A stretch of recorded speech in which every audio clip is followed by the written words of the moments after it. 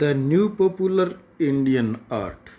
In the 19th century, a new word of popular art development in many of the cities of India. Next, in Bengal, around the pilgrim centers of the temple of Kali Ghat, local village scroll painters called Phantus and potters called Kumhars in Indian at the North India began developing a new style of art. They moved from the surrounding village into Calcutta in the early 19th century. This was a time when the city was expanding as a commercial and administrative center. Colonial offices were coming up, new buildings and roads were being built, markets were being established.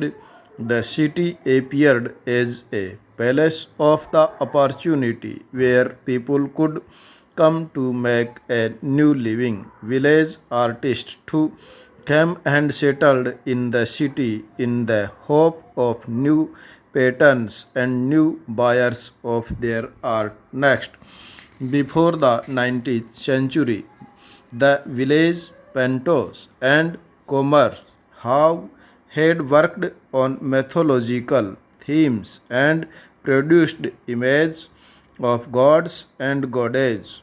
On shifting to Kalighat, they continued to paint these religious images. Traditionally, the figures in scroll paintings looked flat, not rounded. Now Kalighat painters began to us, shading to give them a rounded form to make the image look there.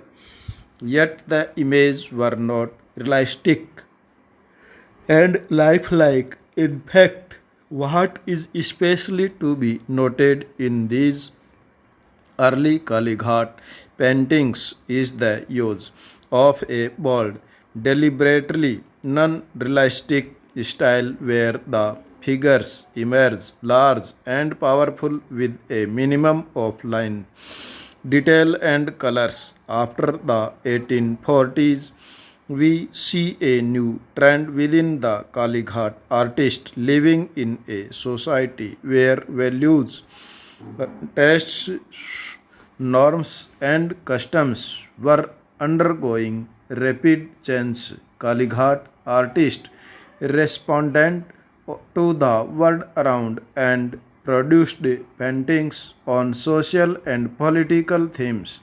Next, many of the late 19th century Kalighat paintings depict social life under British rule.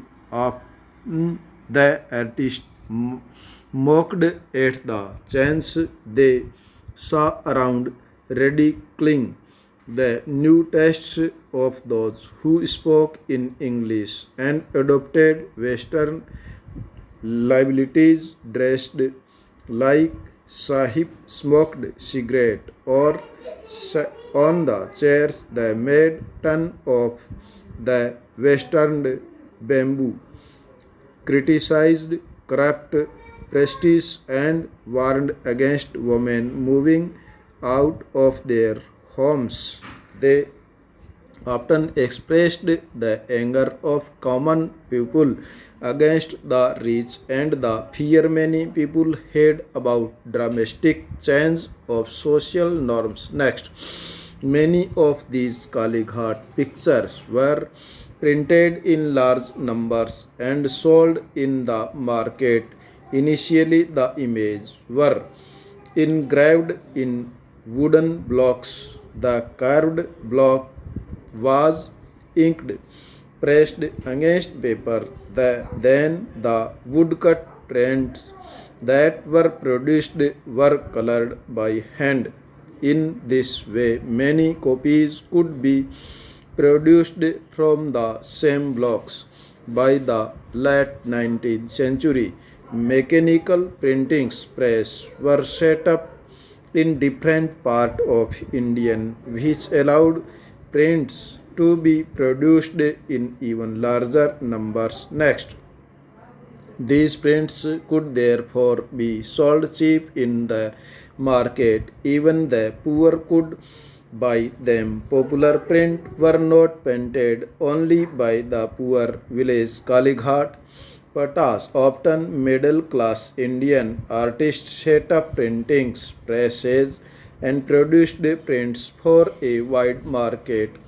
They were trained in British art school in new methods of life study, oil paintings, and print making. One of the most successful of these presses that were set up in late 19th century Calcutta was in the Calcutta Art Studio. It produced lifelike images of eminent Bengali personalities as well as mythological pictures. But these mythological pictures were realistic. The figures were located in picturesque landscape settings with mountains, lakes, rivers, and forests.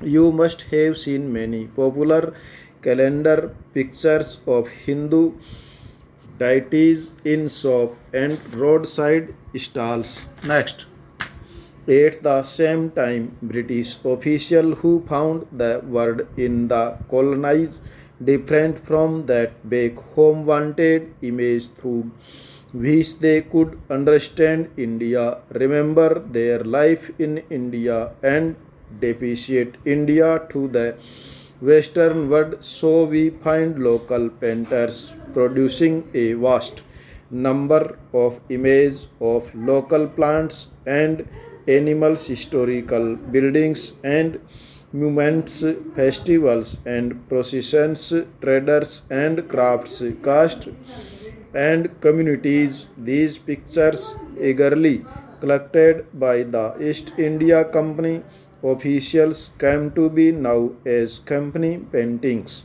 Next, not all artists, however, were court painters. Not all of them painted for the Nawab. Let us see what was happening outside the court. Next, with the establishment of British power, many of the local courts lost their influence and wealth. They could not longer support painters and pay them to paint for the court. How could the artist earn a living? Many of them turned to the British